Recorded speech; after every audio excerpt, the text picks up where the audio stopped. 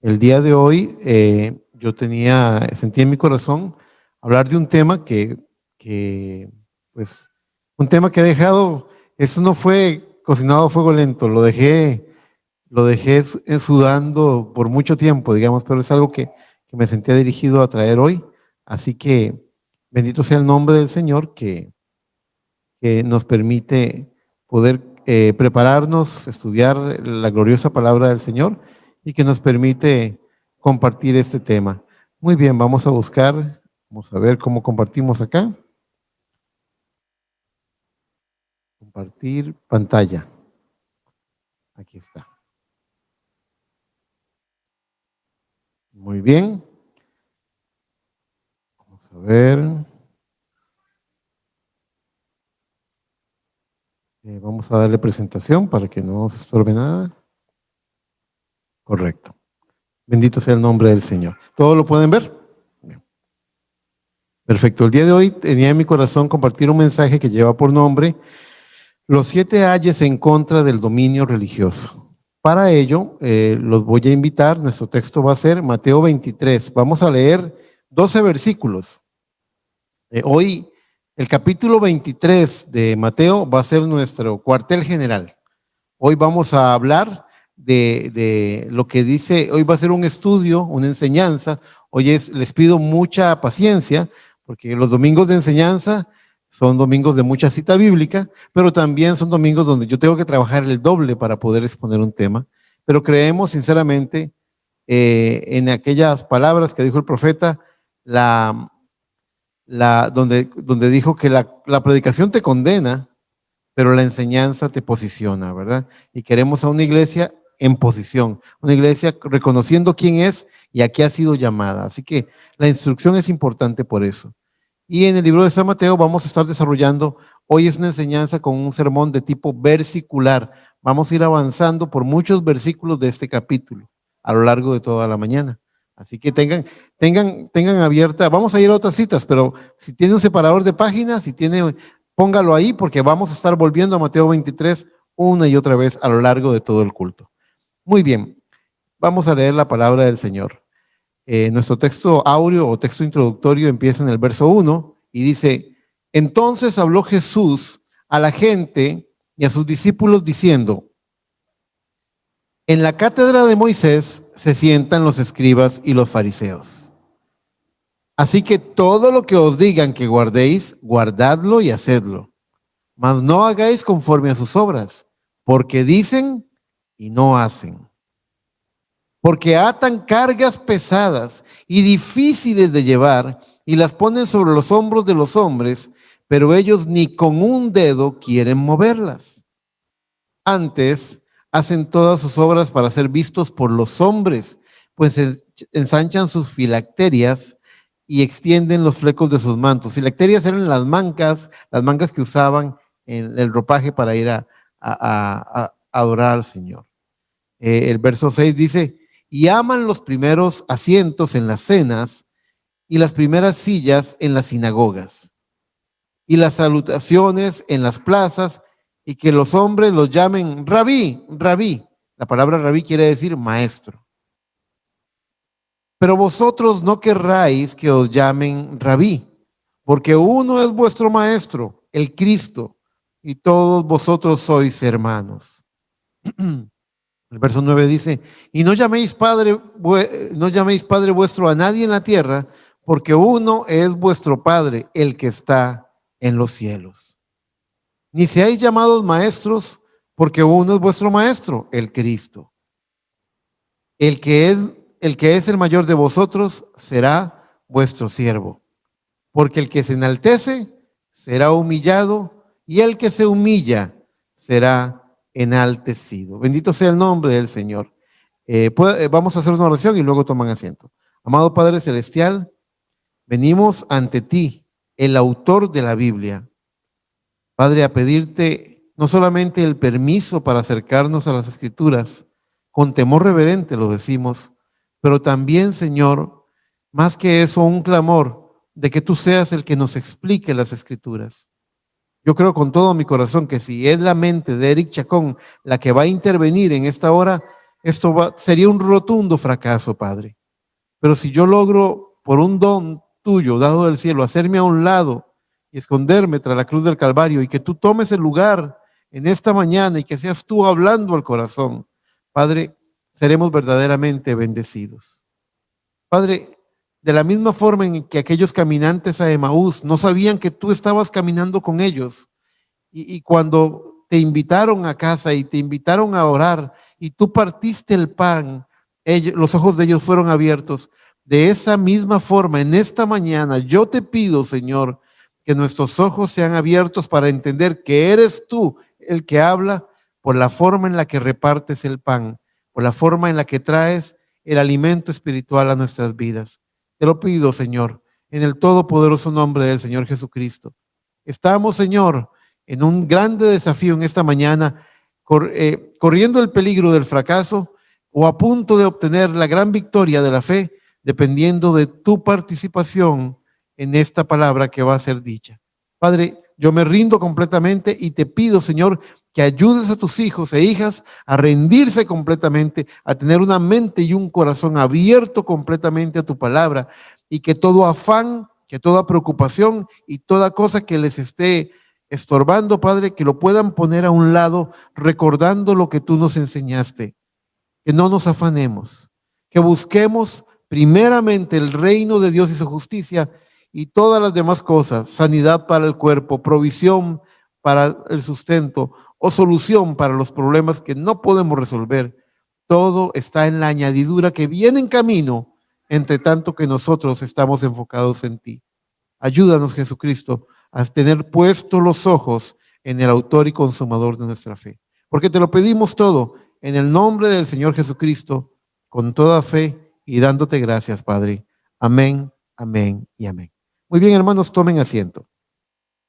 Entonces, tenemos en el desarrollo de este tema, vamos a ver si puedo cerrar esto que abrí, muy bien. Tenemos que Cristo clamó 7 veces, por eso el mensaje se llama los 7 ayes, que es como ayes, sí. Cristo dijo 7 veces, ay de vosotros, escribas y fariseos, y lo pongo grande, hipócritas.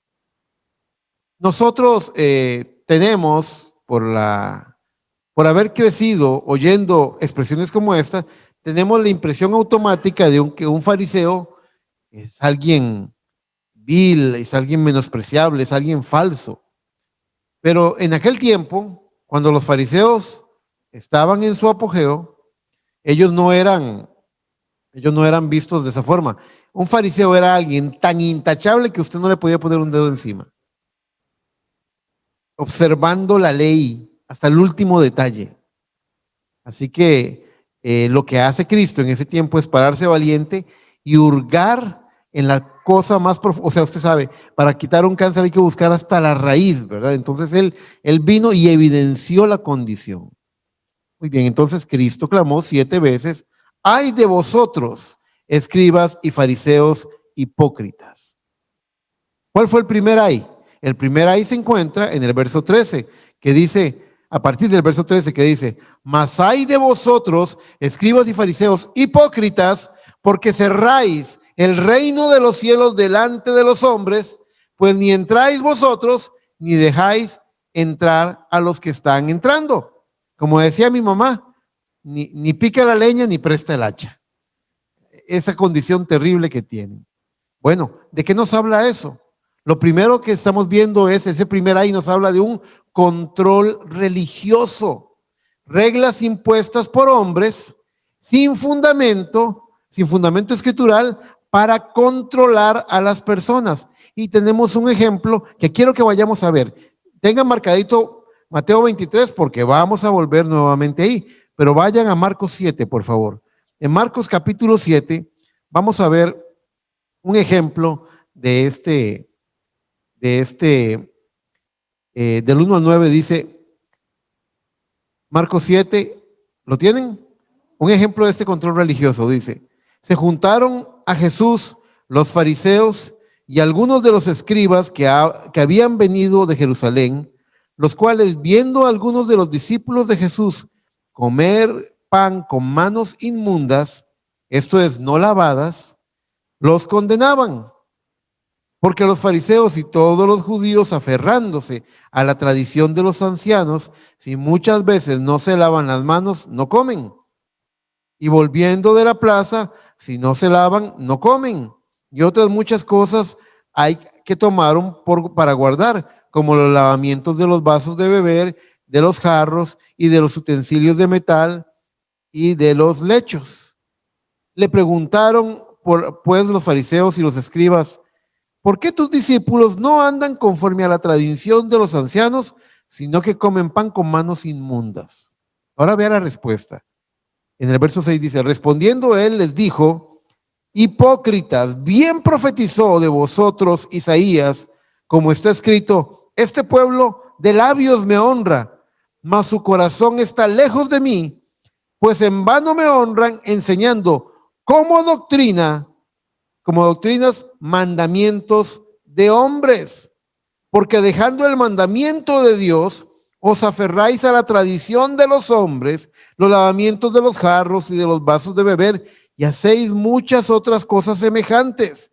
Les decía también: bien, invalidáis el mandamiento de Dios para guardar vuestra tradición.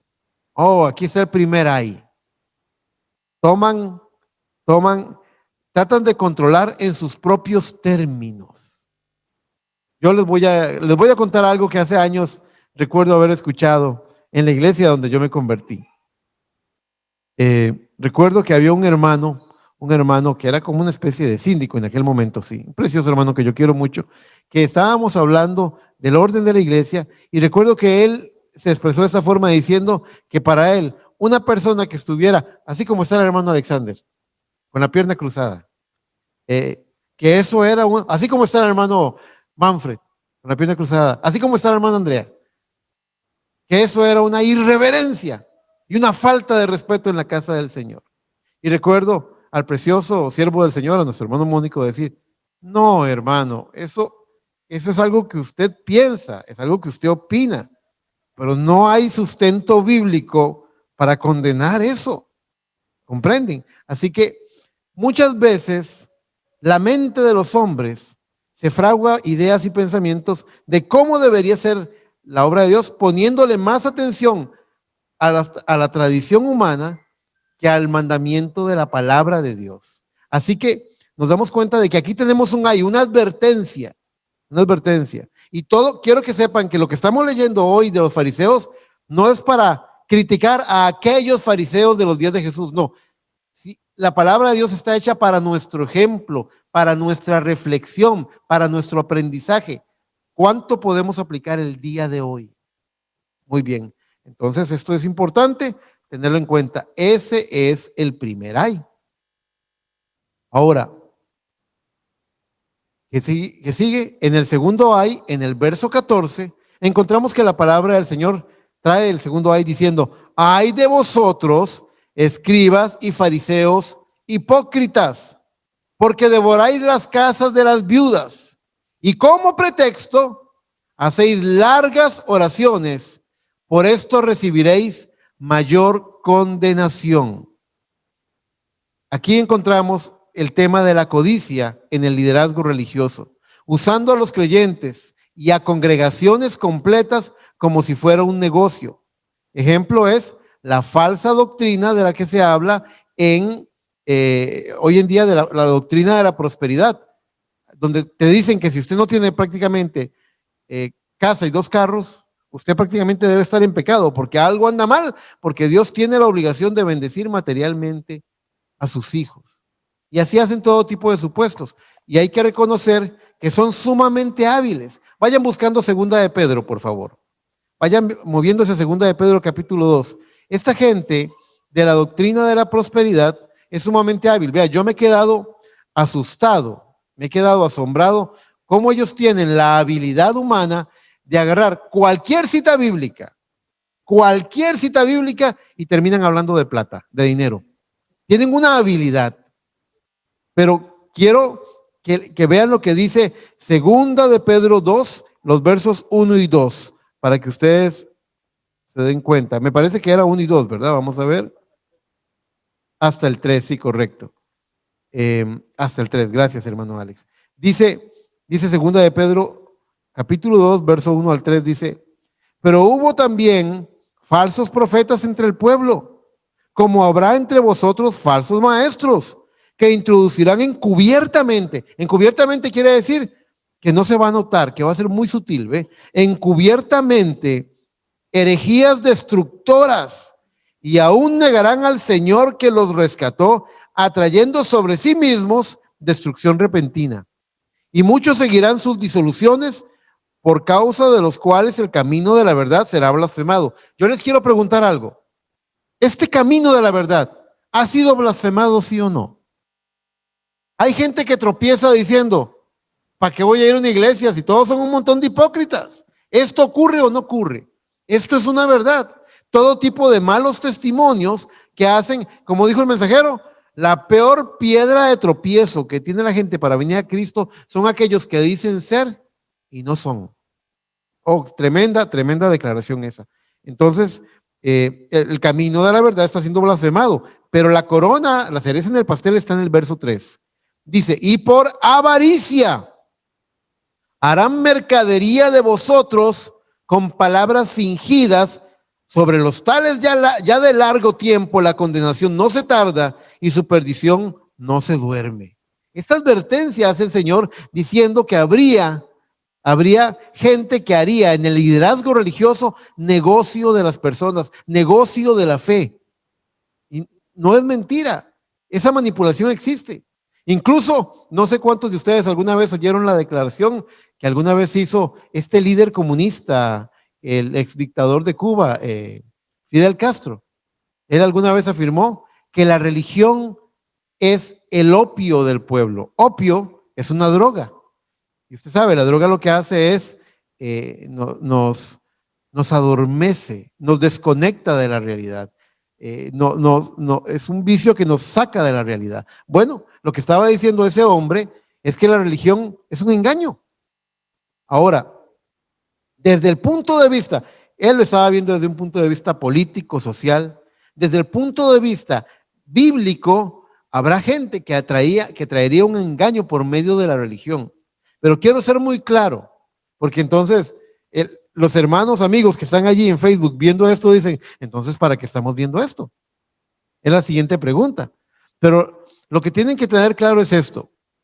Así como existe, si a usted alguna vez lo estafan y le dan un billete de $10 falso, lo que usted tiene que saber es que existe un billete de $10 verdadero, de donde se copió el falso, porque el falso no se hizo a sí mismo, sino que se copió de lo verdadero. Y así como existe todo tipo de engaño religioso, existe la fe verdadera, existen hijos de Dios y existen ministros llamados por Dios predicando correctamente la palabra de Dios. Pero tenemos que desenmascarar eso para poder, no sé cuántos oyeron el devocional de esta madrugada, la necesidad de revelación. Esta iglesia, la iglesia de Jesucristo, tiene que discernir esos dos espíritus y combatir el espíritu de anticristo que viene con engaño religioso. Muy bien, muy bien. Continuemos entonces. Pero vieron, es su Biblia, no Eric Chacón. Su Biblia dice que por avaricia harían mercadería de vosotros, dice. Quieren convertirnos en un activo. Cuando nos miran, lo que miran son, los ojos se les ponen el signo de dólares. Están pensando en el dinero. Y eso es verdad. Existen mega iglesias, existen ministerios que todo lo que predican es dinero. Existe una opulencia. Al final hablaremos un poco de eso, pero todo forma parte de esa codicia y esa ambición del liderazgo religioso. Muy bien, sigamos entonces con nuestro tema. Lo que tienen las prédicas que son de enseñanza es que son lentas, que tenemos que detenernos, que tenemos que hablar, pero no por eso. Si usted sabe prestar atención, si usted sabe mantener el ritmo, entonces usted va a salir edificado en esta mañana. Muy bien. Vamos a ver entonces el tercer ay, que se encuentra en el verso 15. Dice, ay de vosotros, escribas y fariseos hipócritas, porque recorréis mar y tierra para ser un prosélito. Y una vez hecho, lo hacéis 2 veces más hijo del infierno que vosotros. Estas palabras son fuertes, son duras, y no las dijo Eric Chacón, las dijo nuestro Señor Jesucristo. ¿De qué está hablando él en ese tercer ay? Del nicolaísmo, es de lo que está hablando. Estos falsos ministros están interesados en la conquista del laico. La palabra nicolaísmo es una palabra de origen griego compuesta. Hay una versión por ahí que no es, es muy inexacta, que alude a que había un líder llamado Nicolás y que los seguidores de Nicolás eran nicolaitas, y entonces lo ponen como un movimiento que ocurrió dentro de la iglesia. Pero la palabra nicolaísmo es una palabra compuesta de Nikos, que significa conquistar, y laos, de donde viene la palabra laico, el que no es ministro, el que viene a recibir palabra, el miembro de la iglesia, el que viene a recibir del Señor. Bueno, nicolaísmo es la conquista del laico. Para ellos nosotros somos números nada más, para tener la denominación más grande. A ellos lo que quieren es llenar campo, lo que quieren es tener el mayor bulto de gente, lo que quieren es exhibirse como los más reconocidos, los más poderosos, la mejor iglesia de la ciudad. Y tomo como ejemplo lo que decía la iglesia bautista en el 44, creo que era, o el 48, ahorita no recuerdo exactamente, pero ellos tomaron un lema en su campaña evangelística. Este año, decían, el 44 va a ser 1 millón de almas para Cristo. ¿Cómo sabían que había 1 millón de almas? ¿Cómo sabían? Ellos nada más ellos crean sus programas evangelísticos pensando en cómo engrandecer sus iglesias, sus obras, hacen templos de millones de dólares y no se están fijando cómo fue la obra de Dios en los días no se están dando cuenta de cómo fue la obra de Dios. Tengo que estar saliendo porque la gente conectada en Facebook solamente va a ver la pantalla, ustedes me ven a mí, entonces por eso estoy saliendo y entrando. En los días, fíjese cómo ocurrió, cuál fue el programa evangelístico de Dios en los días de la iglesia primitiva. Trajo millones de dólares y dijo, vamos a hacer este gran programa de desarrollo evangelístico. No, no fue así. Le voy a decir lo que ocurrió. Un día, el rey Herodes, un hombre sin temor de Dios, mató a un santo de Dios, a un mártir, a Santiago. Y los fariseos y los sacerdotes aplaudieron el gesto, porque estaban en riña contra los cristianos. Y al ver que les era agradable, entonces empezó una persecución en Jerusalén y se produjo lo que es conocido en la historia como la diáspora o la dispersión del pueblo cristiano. Y salieron corriendo, algunos a Damasco, algunos a Antioquía, y empezaron a esparcirse. Pero ¿saben una cosa? La palabra del Señor dice en 2 Corintios 12, dice el Señor, porque mi poder se perfecciona en la debilidad. Así que Dios usó esa persecución, esos pobres cristianos huyendo, débiles, acorralados, perseguidos, eran el instrumento del Señor para esparcir la semilla del evangelio para llegar a otros lugares. Dios usó la debilidad humana y no el poder. Estos grandes programas evangelísticos están fuera de foco. Ahora, no me malentiendan. Yo creo que todo dinero invertido en la obra de Dios vale la pena. Yo creo que debe haber un trabajo misionero y un trabajo evangelístico. Yo lo creo con todo mi corazón. Porque como lo he dicho, según el mensaje, las 5 identificaciones definitivas de la iglesia del Dios vivo, una de las identificaciones definitivas de la iglesia en ese tiempo del fin es su mensaje de arrepentimiento. Y ustedes saben, no como algo básico, sino como algo en constante evolución, en constante avance, aumentando la luz de la revelación cada momento. Pero usted puede agarrar un estañón de dinero, un camión lleno de dinero e invertirlo en programas humanos hechos con la mente, con el razonamiento humano, y eso sencillamente es plata que usted está botando a la basura. Usted lo único que va a conseguir, si usted me diera a mí 98 millones de euros y yo tomo eso y solamente hago lo que la mente de Eric se le ocurre hacer, lo único que podría hacer es otra religión más, una denominación más, otro grupo religioso, otra pared de separación religiosa entre los hermanos. Eso no es el plan de Dios. Nunca lo ha sido y nunca lo será. Muy bien. Es necesario ir avanzando con estas cosas, así que seguimos. Gloria a Dios. Entonces pasamos del tercer ay. Bueno, teníamos unas lecturas. Les voy a pedir que vamos al libro de Hechos. En el capítulo, porque queremos respaldar lo que estamos diciendo, el comentario tiene que quedar respaldado con la escritura. Si yo les digo algo que no puedo respaldar con la Biblia, no lo crean. Todo lo que se dice tiene que tener apego escritural. En el libro de los Hechos, en el capítulo 20, quiero que vean lo que Pablo logró ver. 20, verso 28 al 30. ¿Lo tienen? Dice Hechos 20, 28 al 30, dice, vean las palabras de Pablo a los líderes religiosos. Dice, por tanto, mirad por vosotros y por todo el rebaño en que el Espíritu Santo os ha puesto por obispos para apacentar la iglesia del Señor, la cual él ganó por su propia sangre. Pablo le está diciendo a estos líderes religiosos, la iglesia no es suya, la iglesia es de Jesucristo. Ustedes no murieron en el Calvario por ellos, solo Cristo lo hizo. ¿Decimos amén? Lo creemos, esa es la verdad. Verso 29 dice, porque yo sé que después de mi partida entrarán en medio de vosotros lobos rapaces que no perdonarán al rebaño. ¿Qué palabras más duras? El verso 30, y de vosotros mismos se levantarán hombres que hablen cosas perversas para arrastrar tras sí a los discípulos. Allí está dejando claro, por medio del Espíritu Santo, Pablo está diciendo claramente el peligro que hay. Ese espíritu fariseo continuó a lo largo de las edades. Vamos por favor a 2 de Corintios, capítulo 11, en el verso 13. 2 de Corintios 11, 13. Bendito sea el nombre del Señor.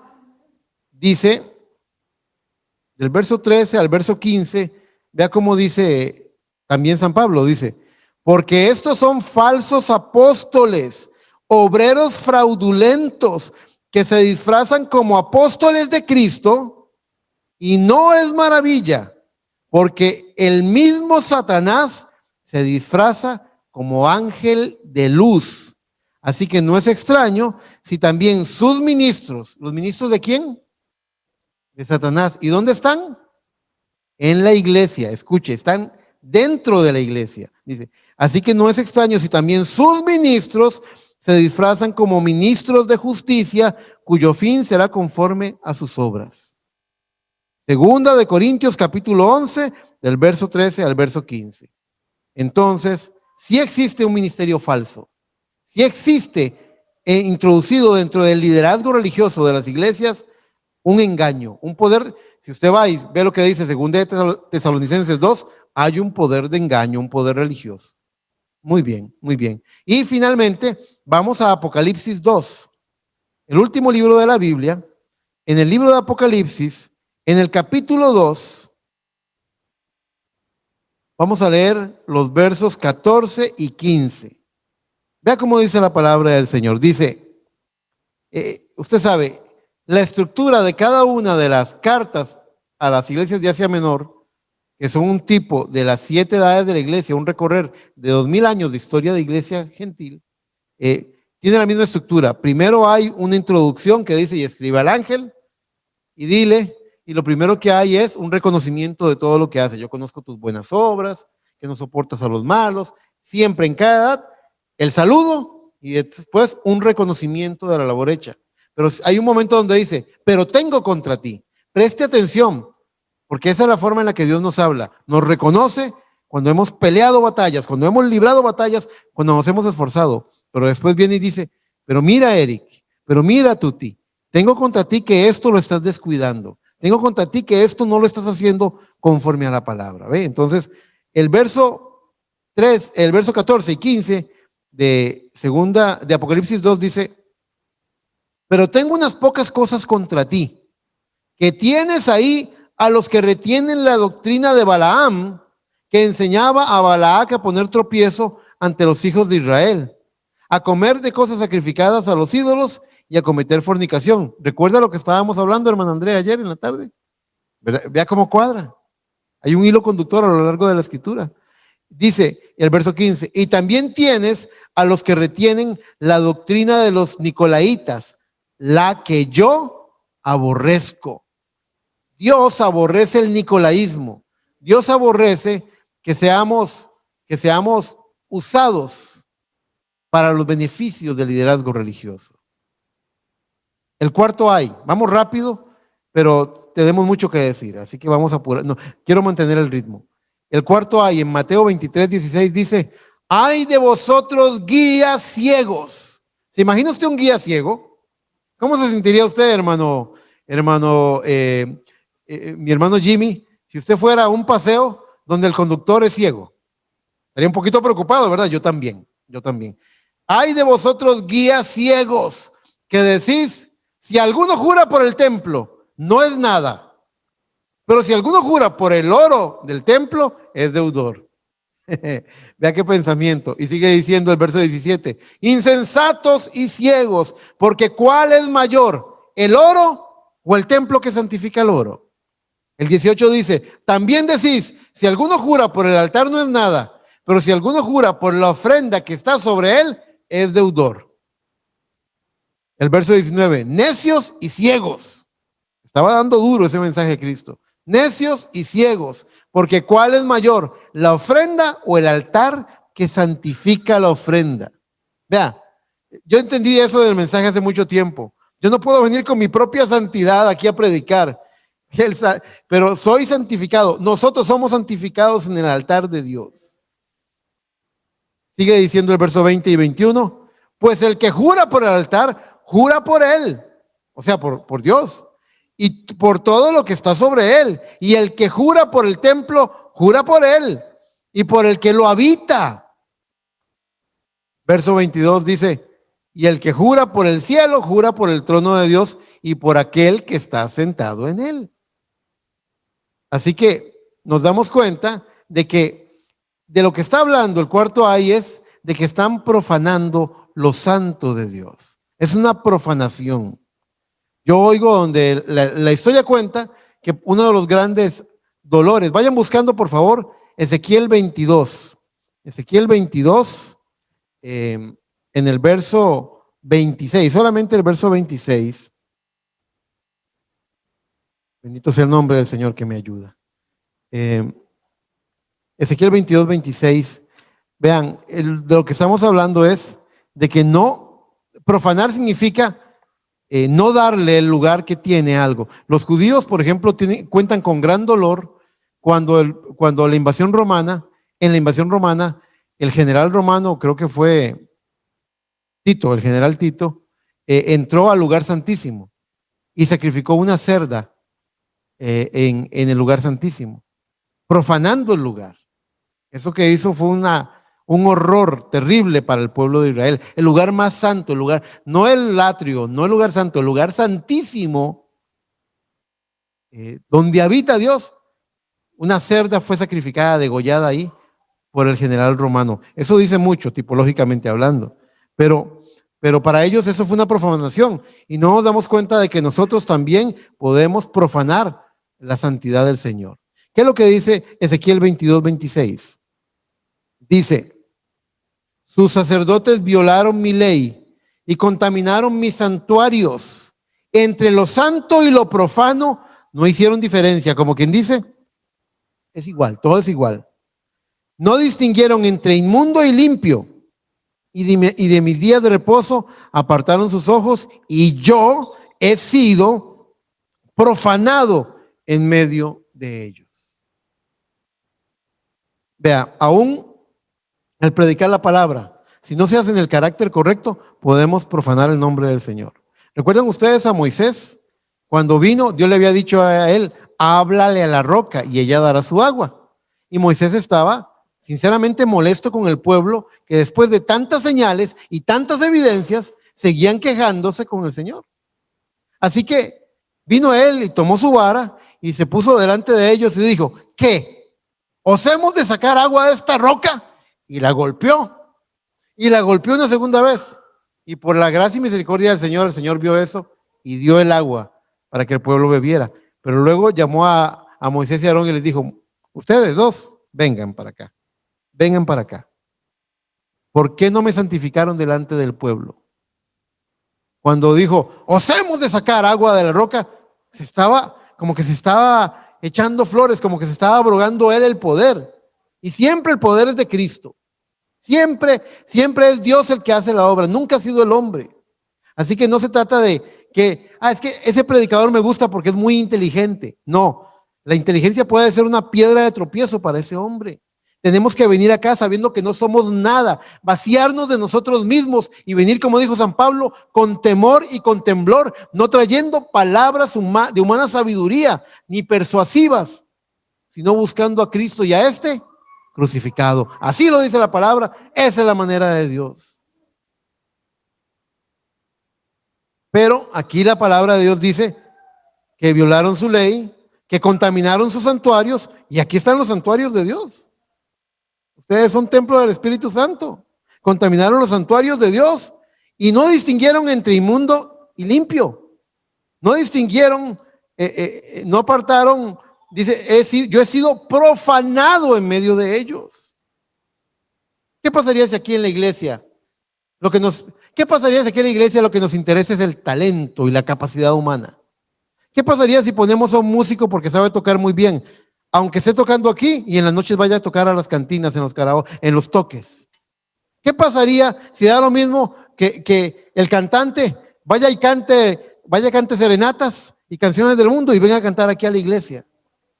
No estamos profanando, estamos fallando en no distinguir entre lo santo y lo profano. Por eso hay ciertas cosas, alguien va a decir, el hermano Eric es un poquito duro. Sí, es cierto, pero no lo hago respondiendo al dictado de la conciencia.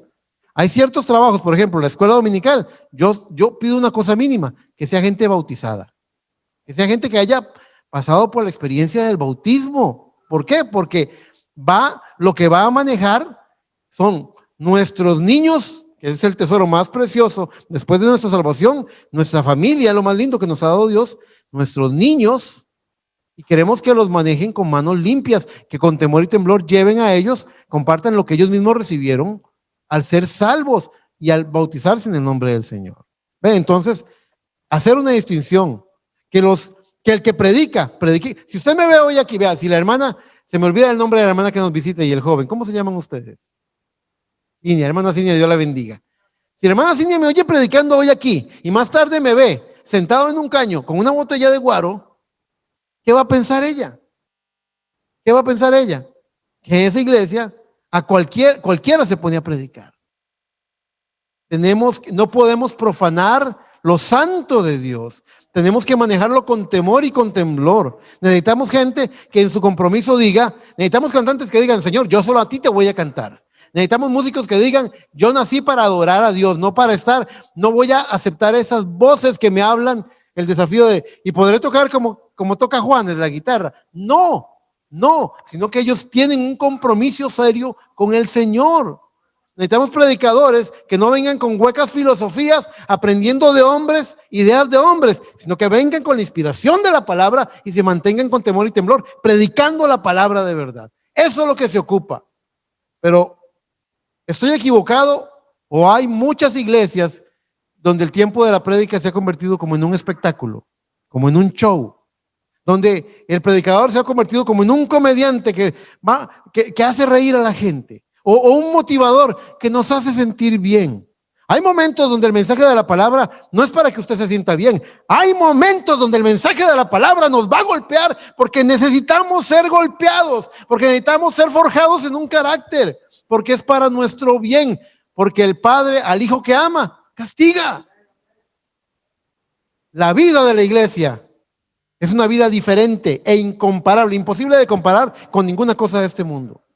Y tenemos que distinguir y marcar la línea entre lo que es santo y lo que es profano. Tenemos que tener esa valentía de decir, no, Eso está fuera de lugar, eso está fuera de carácter. Y Dios mira eso y dice, en ese músico, en ese cantante, en ese ministro, puedo confiar, porque tiene una decisión, porque está casado conmigo, es a mí al que me sirve, no a su talento, sino a mí. Yo siempre he creído, y aún en mi trabajo secular, yo le decía siempre a las organizaciones a las que les daba asesoría, yo les decía, uno de los más grandes errores es cuando supeditamos, le damos más importancia, buscando la excelencia siempre, no es con malos motivos, pero la gente en las empresas siempre le da mucho más importancia al talento que a los valores. Y los talentos deben servir a los valores. La directriz deben ser los valores que guían a esa organización. En este caso, es la fe en nuestro Señor Jesucristo y el amor a su palabra lo que debe guiar a todas las demás cosas. Los dones hallarán su lugar cuando la palabra se predique rectamente y cuando sepamos hacer distinción entre lo sano, entre lo santo y lo profano. Me siento muy feliz porque muchas veces he querido compartir esta cita de Ezequiel 22:26 y es muy importante. Muy bien, continuemos con la exposición de la palabra, la enseñanza. Muy bien, vamos hacia el quinto ay. El quinto ay está en Mateo 23:23. Gemelos, ¿verdad? 23:23. Y dice, ay de vosotros escribas y fariseos hipócritas, porque diezmáis la menta y el eneldo y el comino y dejáis lo más importante de la ley, la justicia, la misericordia y la fe. Esto era necesario hacer sin dejar de hacer aquello. Sigue diciendo, guías ciegos, que coláis el mosquito y tragáis el camello. Qué forma indiscutiblemente gloriosa que tenía Cristo de hacerse entender. Guías ciegos, que coláis lo pequeño y os traigáis lo más grande. Es como que tienes una zaranda fina, pero la tienes con unos hoyos así grandes, donde pasa todo, donde permiten todo. Puse aquí un comentario que saqué de un estudio rabínico, de un estudio judío. Dice, la ruda, el eneldo es la ruda.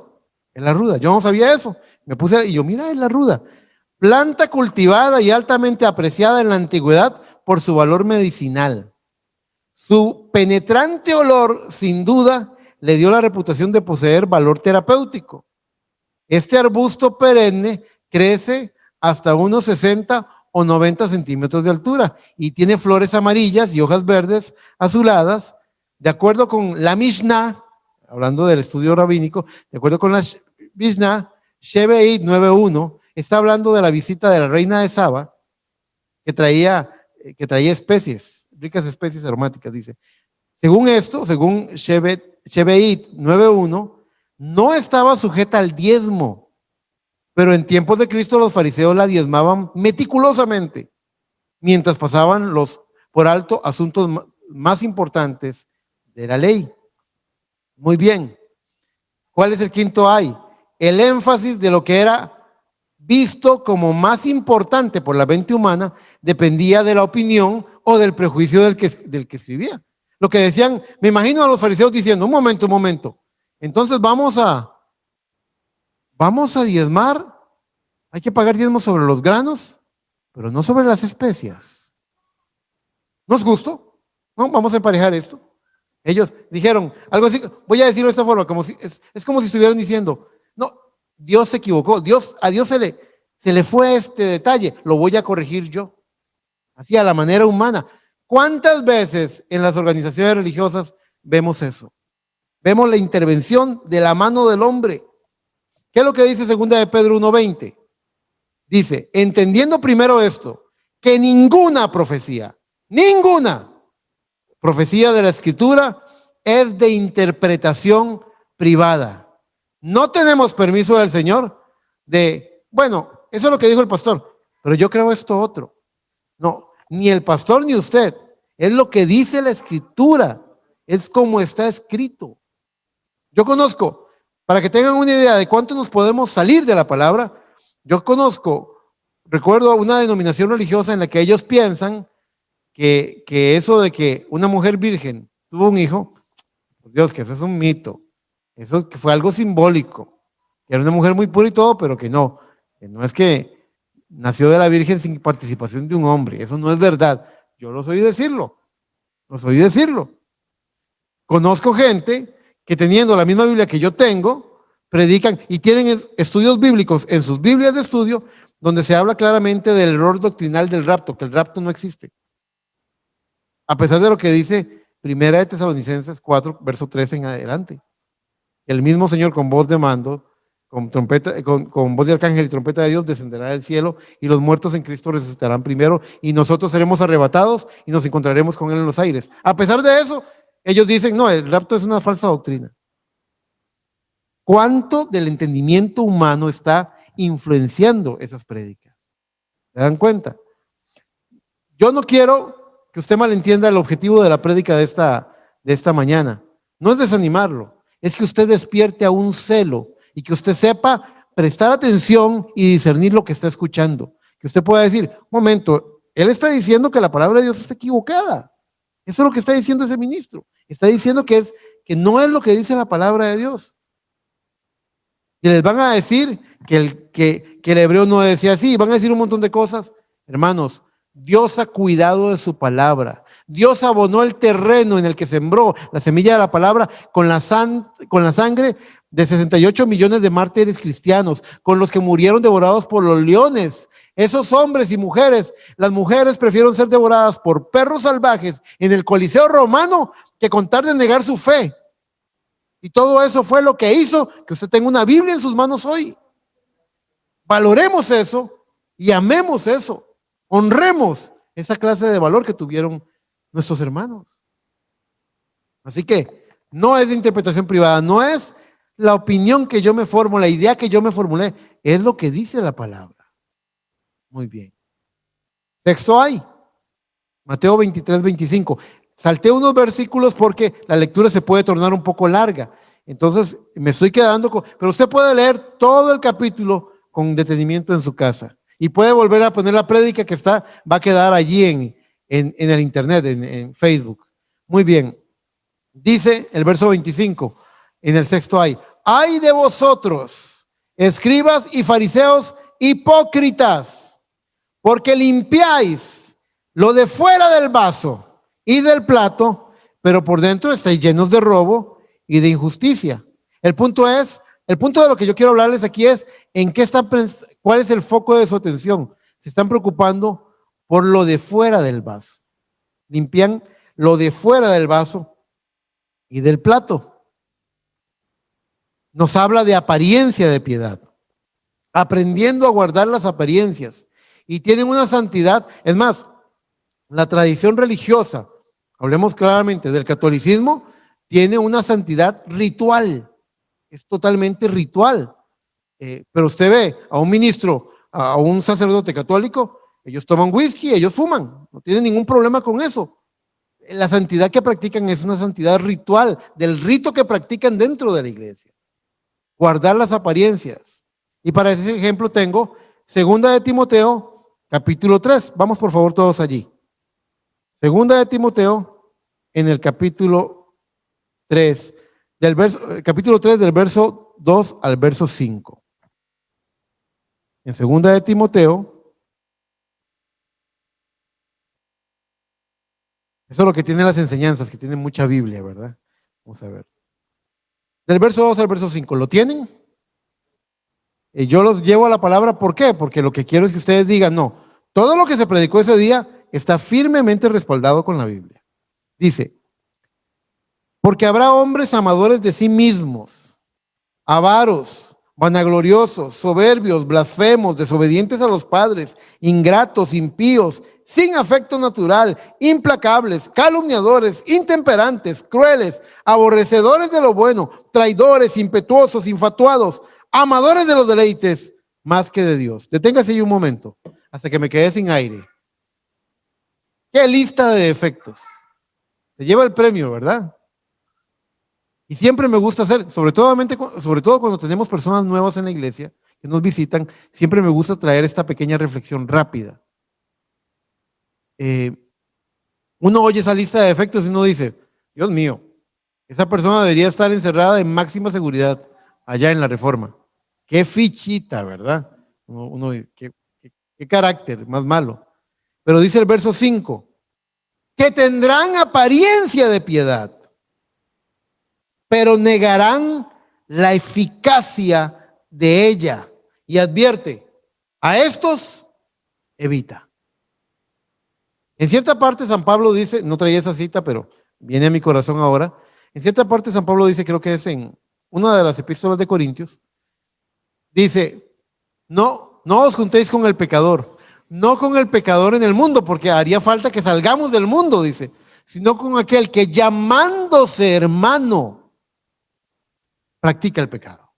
¿Entienden? O sea, está hablando de gente que dice ser creyente.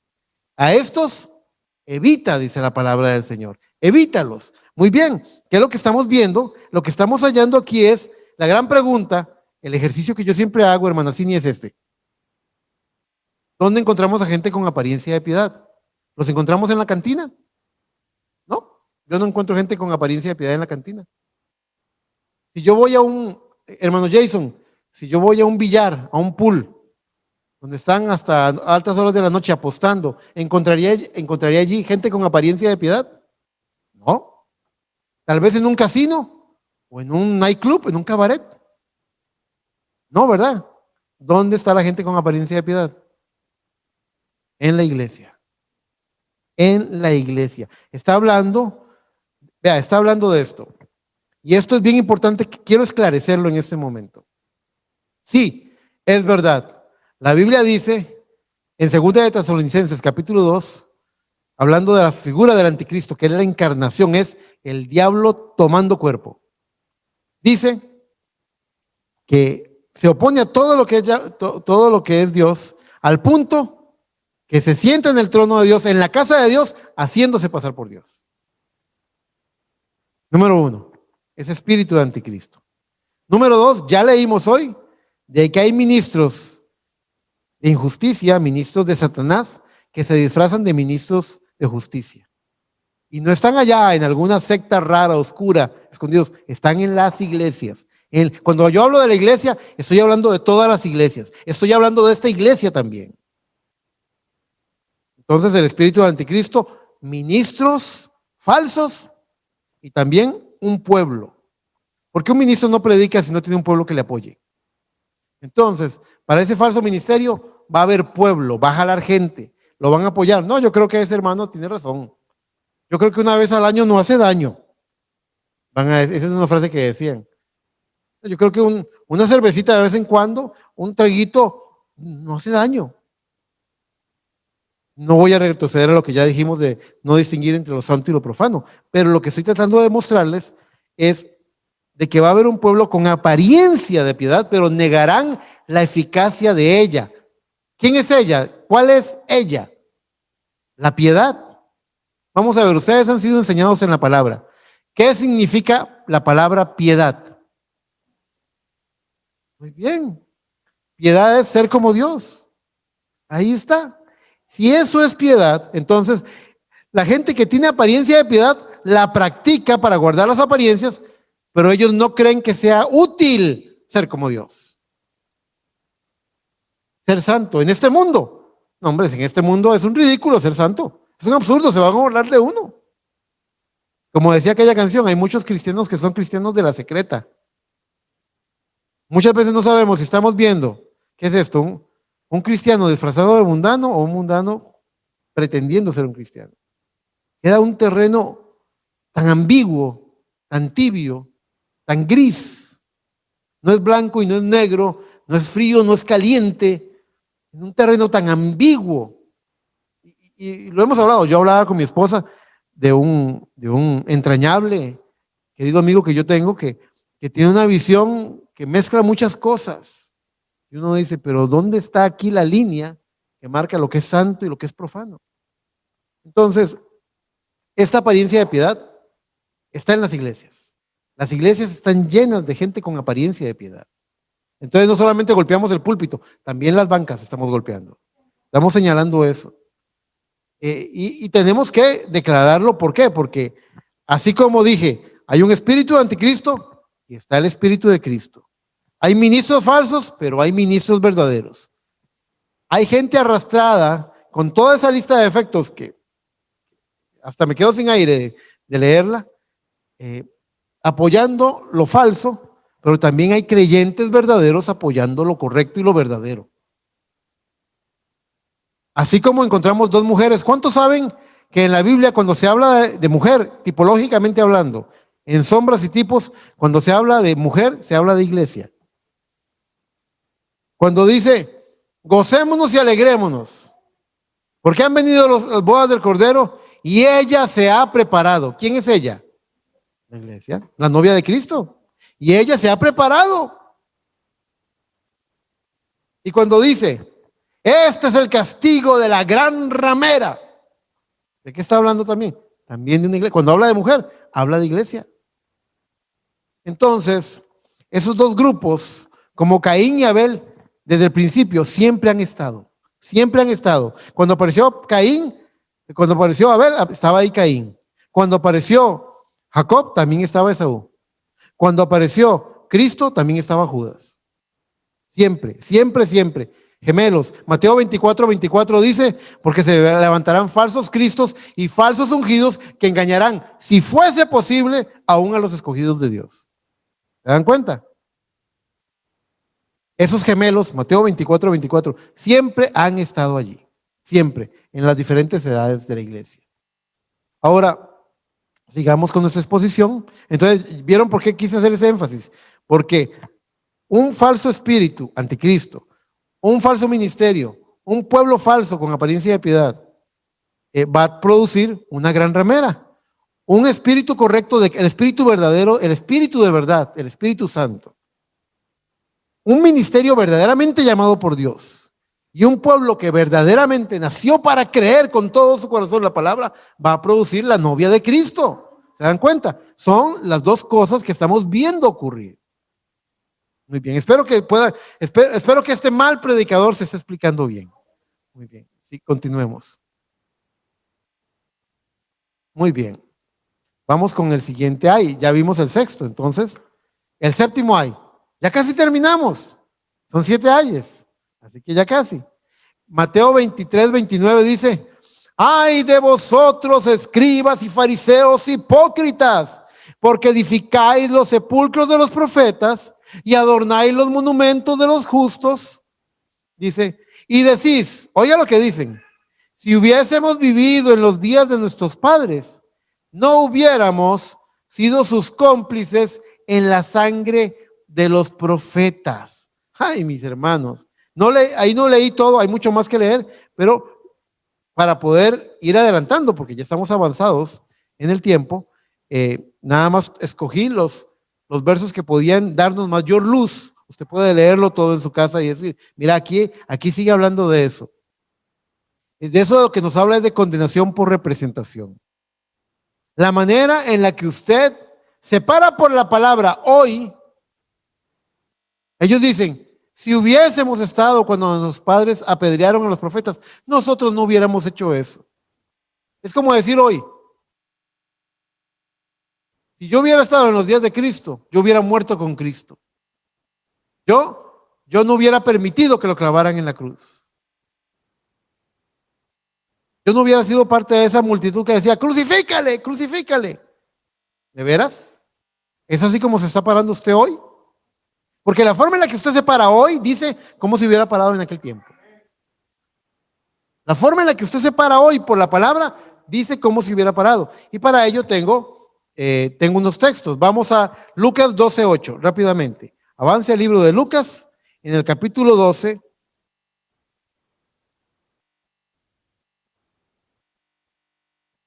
Siempre que tenemos visitas y yo tengo enseñanza, me acongojo todo, porque dicen, ese hombre no va a terminar. Pero es que los cultos de enseñanza son diferentes, son más largos, son más pesados en la cantidad de Biblia. Lucas 12:8 dice, os digo, en mi Biblia está marcado con rojo porque es Cristo el que está hablando. Dice, os digo que todo aquel que me confesare delante de los hombres, también el Hijo del Hombre le confesará delante de los ángeles de Dios. Leamos el 9. Mas el que me negare delante de los hombres, será negado delante de los ángeles de Dios. Ahora, avance por favor al Evangelio de San Juan y allí vamos a buscar dos textos. San Juan, y yo vi que está conectado aquí veo conectado en Facebook, veo conectado a mi hermano Víctor Quiroz. Hoy no se encuentra aquí presente, pero está conectado viendo la prédica. Ahora les comparto un testimonio de estos textos que queremos leer. Ahora vamos a hablar un poco de usted, hermano Víctor, con su permiso. Dice Juan capítulo 6, verso 29. No, perdón, tenemos una cita antes. Ya leímos Marcos 8:38, ¿verdad que no? Vamos primero a Marcos 8:38.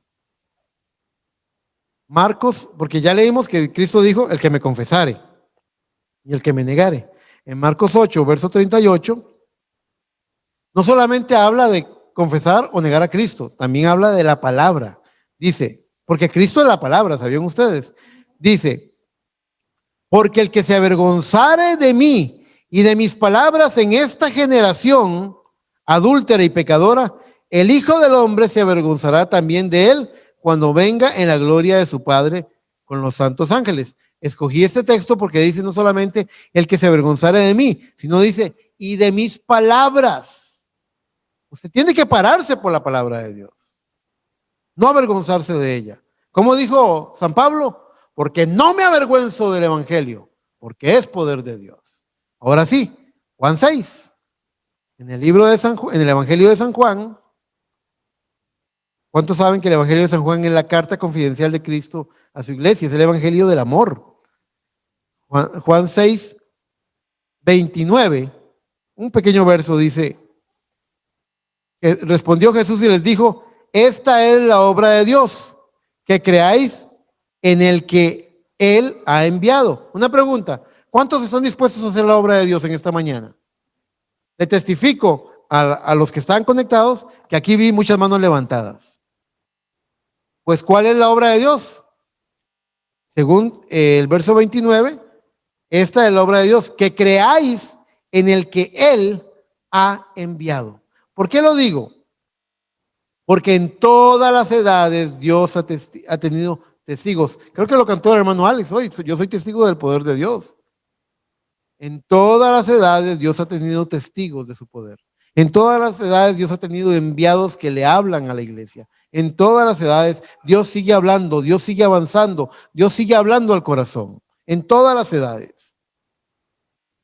Y no es casualidad, mientras van buscando Juan 9:27, no es casualidad de que sean 7 ayes. No, hermano Eric, no. Perdón. No es casualidad de que sean 7 ayes, 7 quejas, porque han habido 7 edades de la iglesia. ¿Cómo 7 edades de la iglesia? Sí. En el capítulo 2 y capítulo 3 de Apocalipsis están las cartas a las 7 iglesias en Asia Menor. No solamente cumplen un tipo, y aquí, perdonen, ya vamos a leer Juan 9, pero vale la pena para que todos estemos hablando, entendiendo lo mismo. Por ejemplo, la Biblia es un libro de historia, porque relata historias, pero la Biblia es un libro profético también, y la Biblia es un libro de exhortación moral a nuestro corazón.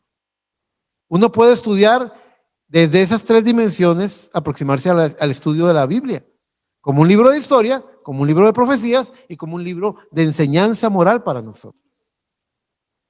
Muy bien.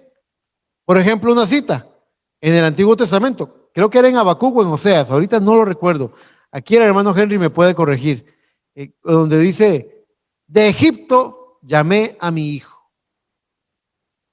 De Egipto llamé a mi hijo, tuvo un cumplimiento histórico cuando Dios envía a Moisés a libertar al pueblo de Israel del yugo de esclavitud de Egipto. Amén, ahí se cumplió. A eso se refería ese texto. Pero, perdón, Oseas 11:1, gracias hermano, Dios te bendiga. Pero luego encontramos que en el Nuevo Testamento, en el Evangelio de Mateo, cuando José y María se llevan al niño Jesús a Egipto para huir por la matanza de los niños y la persecución que Herodes estaba haciendo porque no quería un rey de los judíos, cuando muere Herodes el padre, cuando muere, Llega la noticia de Egipto y dice la Biblia que José tomó a la mujer y al niño y regresaron para que se cumpliese lo dicho por el profeta: de Egipto llamé a mi hijo. La misma cita bíblica que sirvió para darle cumplimiento histórico a lo que hizo Moisés al sacar a Israel de Egipto, tuvo un cumplimiento profético hablando del Hijo de Dios, de Jesús. Y a su vez, esa tiene una tercera aplicación. De Egipto llamé a mi hijo, en sombras y tipos nos está exhortando a nuestro corazón. Egipto es un tipo del mundo y de las cosas del mundo. De Egipto llamé a mi hijo es: Dios te está llamando a que salgas de ese orden mundial, de esa forma mundana, de esas cosas del mundo, y que vengas a la promesa de su palabra, que vengas a la vida que Él tiene para ti. ¿Comprenden? La misma cita con tres diferentes aplicaciones, perfectamente cuadrando con la Biblia. Bueno, ¿por qué decíamos esto? Porque todo esto que estamos leyendo tiene esas aplicaciones. No solamente fueron 7 edades de la iglesia, no solamente fueron 7 iglesias en Asia Menor, sino que ellas fueron sombra y tipo de la historia de 2000 años de iglesia gentil. Y usted puede ubicar lo que ocurrió en la iglesia de Éfeso al principio, en los días de Pablo. Y usted puede ubicar lo que ocurrió en la iglesia de Sardis en el tiempo de mayor oscuridad, en los días de Lutero. Y usted puede ubicar el día que estamos viviendo con el carácter de la iglesia de la Odisea, que dice: tú eres rica y te has enriquecido, y dices que no tienes necesidad de nada, y no sabes que eres una pobre, ciega, cuitada, desnuda, y no lo sabes. ¿Cómo dice en esa edad de la Odisea? Que no eres ni fría ni caliente. Ese es el carácter de la iglesia de este tiempo final. No es ni fría ni caliente, no es ni chicha ni limonada. No toma una posición. Ojalá fueses fría o caliente, pero por cuanto eres tibia, te vomitaré de mi boca. Eso se está hablando a la iglesia del tiempo del fin. Muy bien, era necesario establecer eso. Ahora sí, Juan 9, verso 27 al verso 29, eso es lo que le va a recordar al hermano Víctor. Aquí dice: amén, hermano, aquí estoy, amén. Yo sé que estás ahí, hermano. Dice, les voy a contar ahora un testimonio. Dice Juan 9, 27. Estos son los fariseos interrogando al ciego de nacimiento. Y dice que había sido sanado por Cristo. Dice, él le respondió: ya os lo he dicho y no habéis querido oír. Bueno, leamos el 25 para darle más contexto. Entonces él respondió y dijo: si es pecador no lo sé. Una cosa sé, que habiendo yo sido ciego, ahora veo. Le volvieron a decir: ¿qué te hizo? ¿Cómo te abrió los ojos? Él le respondió: ya os lo dije y no habéis querido oír. ¿Por qué lo queréis oír otra vez?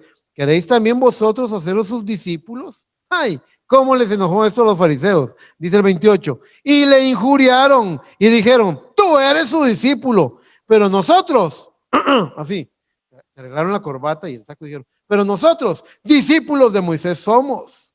Dice el verso 29. Nosotros sabemos que Dios ha hablado a Moisés, pero respecto a ese, así despectivamente, respecto a ese, no sabemos de dónde sea. Estaban hablando de Jesús. Entonces, esta forma de autojustificarse en este séptimo ay. Si nosotros hubiéramos estado en los días de nuestros padres, no habíamos cometido esos errores. ¿Y qué dijimos? Como usted se para hoy por la palabra, dice, ¿cómo se hubiera parado en aquel tiempo? Hay gente que tiene un espíritu de crítica, un espíritu señalador, crítico. Me encantó. ¿Cuántos vieron un videito que les compartí ayer donde hablaba de que el amor divino hace que obviemos los errores de nuestro hermano, que los pasemos por alto? Me encanta esa forma, esa cita me bendice mucho. Bueno, ahí estamos buscando el error, cómo señalar, cómo condenar. Estamos allí. Vemos el punto negro en la pared blanca. No notamos la enorme pared blanca, pero sí notamos el puntito negro. La viga que tenemos en el ojo no la vemos, pero la pequeña paja en el ojo de nuestro hermano, esa sí la vimos. Siempre los errores de los demás son más graves que los míos, que los nuestros. Esa es la condición humana. Pero vea usted, juntamente con eso, encontramos esto que yo lo llamé, yo prediqué un mensaje llamado la excusa farisea, hace mucho tiempo. Mi hermano Víctor, que hoy no está presente, el hermano Víctor, cuando llegó a la iglesia, que fue, creo que el hermano Víctor, la primera vez que lo vi en la iglesia fue el día de la dedicación del templo, aquí. No sé si había venido antes, pero yo lo recuerdo ese día. Que vino invitado por el hermano Jimmy, por todos ustedes ahí, familia, la hermana María José. Y recuerdo que yo lo vi apoyando la palabra, muy positivo, pasaron las semanas y el hermano Víctor seguía viniendo. Y el hermano Víctor me dijo un día, cuando me oyó citar citas del hermano Branham, del mensajero, me dijo, mira, hermano Eric, me encantan los mensajes que predicas. Me gusta, yo creo lo que estás predicando. Yo, gracias, hermano, me dice. Pero esa cosita de ese hermano Branham no la trago. No me baja, me dijo así. Ahí está él para decir si es cierto o no. No me baja, dijo él. Yo, ok. Pero una pregunta, lo que yo estoy predicando, ¿usted lo ve correcto? Me dice, no, correcto, eso está correcto. Yo le dije, siga viniendo. Yo estuve hablando con un ministro, esto lo voy a decir por primera vez. Estuvimos hablando con un ministro y nunca me esperé esa respuesta. Yo le conté eso, de que un hermano me había dicho, no lo trago, no lo bajo. Y él me dijo, en la mesa de mi casa tomando café, me dijo, hermano Eric, eso es suficiente para que esa persona yo la deseche de una vez. Así me dijo, un ministro. Y le dije yo, espérate, te voy a contar cómo termina la historia. 2 años después, porque le tomó 2 años, y vamos a hablar bien de mi hermano Víctor, no porque me está viendo. Yo amo a mi hermano Víctor. Yo amo a mi hermano, de verdad amo a mi hermano Víctor. Y me gusta porque él siempre buscó consejo. Siempre tenía preguntas y decía, pero explíqueme esto. Y mientras usted tenga ese deseo, siempre voy a estar ahí para ayudarlo. Y me decía, me hacía preguntas y yo le contestaba. Yo le decía, bueno, conforme a la palabra de Dios dice esto y esto. Ahora, mucha gente en el compañerismo, en el libre compañerismo en el que estamos nosotros, comete el error de tomar un ministerio como el del hermano William Marion Branham y darle un protagonismo que asusta, que preocupa. ¿Qué es esto? Esta gente estará adorando a algún hombre, ¿verdad? Y la verdad es que cualquier persona con un 5 de sentido común le prestaría atención a eso y diría, ¿de qué están hablando? ¿Qué es esto? Y eso fue mi hermano Víctor. Yo lo dejé a él. Lo dejé y dije yo, usted oiga la palabra nada más. El hermano leyó, agarró el libro de las 7 edades de la iglesia, los 7 sellos, ¿verdad? Se lo comió, se reunía conmigo a tomar café en las tardes, una tarde por semana, y a ver el mensaje y estudiar. Y el hermano, llorando en la mesa de mi casa, un día me dijo, hermano, es que Dios tenía que enviar un mensaje en ese tiempo del fin para que pudiéramos ver todo esto que está pasando, que pudiéramos comprenderlo. Hermanos, ¿por qué les digo esto? Porque cuando prediqué el mensaje, la excusa farisea, yo usé ese texto. Y usé ese texto 29 que dice, nosotros sabemos que Dios ha hablado a Moisés, pero respecto a ese, no sabemos de dónde sea. Y yo les dije, como dije ahora, como cité, que creáis en el que Dios ha enviado. Dios ha tenido Dios envió a Martín Lutero en su día. Dios envió a Juan Wesley en su día. Envió a Colombo, envió a Pablo en su día. La palabra apóstol significa uno que ha sido enviado. Todo el tiempo Dios se ha mantenido trabajando en su obra, llevando su palabra. Aunque yo soy pastor, pudiéramos decir desde ese punto de vista que yo soy un apóstol, un enviado aquí a Grecia. Dios me envió a predicar. Entonces, que es muy diferente a lo que piensa la denominación. En la denominación hay gente que dice, yo empecé siendo un evangelista, luego ascendí y me hice pastor, luego ascendí y fui un profeta, luego ascendí y ahora soy un apóstol. Y es que no es un escalafón, es que cada ministerio es interdependiente. Usted no asciende porque deja de ser evangelista y ahora es pastor. Eso no es un ascenso. La cuestión es ¿a qué lo llamó Dios? ¿A qué lo llamó Dios? Esa es la cosa. Entonces, Yo usé esa cita y yo dije esa vez, y ahí estaba mi hermano Víctor, y se los digo porque él me contó, hermano, cuando usted dijo eso, yo abrí los ojos. Yo dije, hoy hay gente que pudiera tener la misma excusa farisea de aquel día y decir, no, yo sé dónde es, yo sé quién es Pablo, pero no sé quién es ese, no sé quién es Eric, o no sé quién es ese hermano Branham. Deténgase un momento y examine lo que se está predicando. Si cuadra con la palabra o no cuadra con la palabra. Ese es el punto. Examínenlo todo, pero retengan solamente lo bueno, lo correcto. Muy bien, era necesario decir esto, es importante. Sigamos para no alargar más el tema. Entonces, la forma en la que usted se para por la palabra hoy, dice cómo lo habría hecho en aquel tiempo, ¿correcto? Muy bien. Ahora les tengo una cita de las 7 edades de la iglesia, de la edad de Filadelfia, y quiero que vean lo que el hermano Branham dijo respecto a esto de el dominio religioso. Una pregunta, después de lo que hemos hablado, ¿se da cuenta usted de que esos 7 ayes todavía están, esa queja todavía sigue? Ese dominio religioso todavía está en la iglesia. En el párrafo 41 del mensaje de la edad de Filadelfia, el hermano Branham dijo, pero han considerado los hombres esta verdad, han estimado su persona, la persona de Cristo, quien solo tiene la plena autoridad soberana sobre su iglesia. Yo digo, no. Porque en cada edad de la iglesia, porque en cada edad la iglesia ha sido gobernada por una jerarquía, un sacerdocio, una sucesión apostólica, efectivamente cerrando la puerta de misericordia y gracia a quien quiera. Y en vez de tomar el amor y la responsabilidad, en vez de tomar el amor y la responsabilidad de la iglesia, este sistema ha ido consumiendo la vida de la iglesia con lujuria mercenaria y la ha destruido. ¿Usted sabe lo que es un mercenario? Es uno que mata por dinero. Con lujuria mercenaria y la ha destruido. El clero vivía en lujo mientras la pobre iglesia se alimentaba con las cáscaras del abuso. Y ninguna edad fue diferente. Cada uno se ligó con organización y puso el gobierno sobre hombres y sometió a la iglesia a este gobierno. Y cuando el pueblo se atrevía a levantarse en contra del sistema, fue brutalmente impedido o echado para afuera. Toda denominación, o en los términos costarricenses, toda religión tiene el mismo espíritu. Cada denominación, cada religión jura que ella tiene la llave del gobierno de la iglesia.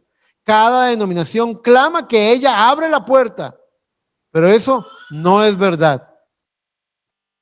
Y usted se pone a ver, los católicos dicen, nosotros estamos bien, el resto está mal. Los testigos de Jehová dicen, no, nosotros estamos bien, el resto está mal. Esa más bien es una señal. Yo estoy bien, todos los demás están mal. Es una señal clara de que es un espíritu religioso. Pone una pared de separación. Dice, cada denominación clama que ella abre la puerta, pero eso no es verdad. Es Jesús y solamente Jesús, dice, Él coloca los miembros en el cuerpo, Él los dota con sus ministerios, Él pone los dones a su disposición, Él la cuida y la guía. Ella es propiedad única de Él y Él no tiene a nadie más que a ella. Dios los bendiga. Dios los bendiga.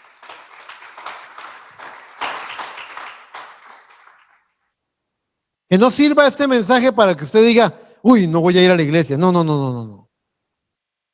Quiero, por aquí tengo la cita. Si me dan un momento, también se la, es que, hermana Cinia, disculpe, en la madrugada nosotros siempre compartimos un pequeño audio devocional de unos 15 minutos y hoy traje una cita que me gustó mucho y calza perfectamente con lo que estamos diciendo. Así que si me dan un segundo más, vemos esa cita. que está en la revelación de Jesucristo, en el libro de la revelación de Jesucristo, y ustedes van a ver, vamos a ver si puedo abrir acá. Tengo que buscar recientes, la necesidad de revelar, ay no, abrí la que no era, abrí el mensaje del miércoles, vamos a ver, denme un segundito, la necesidad de revelación. Ok, aquí la tengo. Voy a ir a la reunión y voy a compartir una más. La necesidad de revelación. Se está viendo, ¿verdad? Muy bien, muy bien. Lo que voy a buscar es la última cita. Aquí la tengo.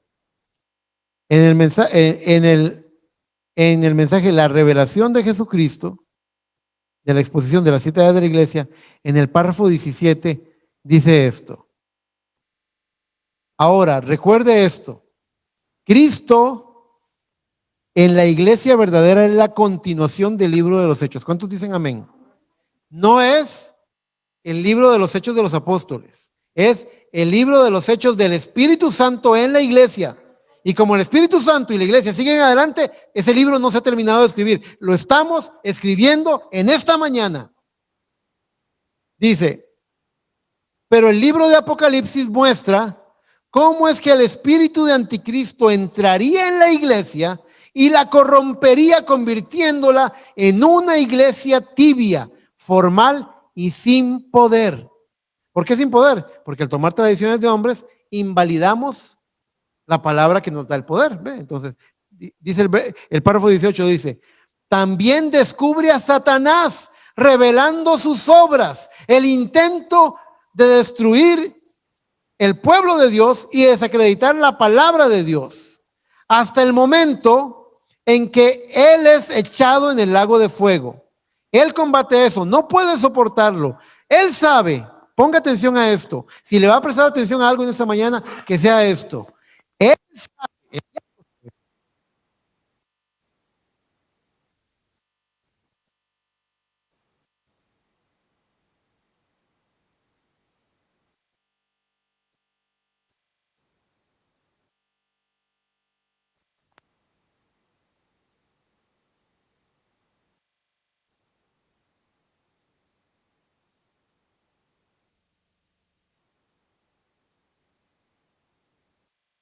Gloria a Dios. Él sabe, verso 19, estamos hablando del diablo. Él sabe que si el pueblo recibe la revelación verdadera de la iglesia verdadera y lo que ella es, lo que ella representa, y que ella puede obrar las obras mayores, ella será un ejército invencible. Si ella recibe una revelación verdadera de los dos espíritus dentro de la estructura de la iglesia cristiana, y por medio del Espíritu de Dios discierne y resiste al espíritu de anticristo, Satanás estará sin poder ante ella. Él estará tan definitivamente contrarrestado como lo estuvo cuando Cristo resistió sus múltiples esfuerzos por obtener poder sobre él allá en el desierto. Sí, Satanás odia la revelación, pero nosotros la amamos. Con revelación verdadera en nuestras vidas, las puertas del infierno no pueden prevalecer en contra de nosotros, pero nosotros sí prevaleceremos en contra de ellas. Ahora sí ya terminé. Dios les bendiga. Gloria a Dios. Vamos a ponernos de pie. Gloria al Señor.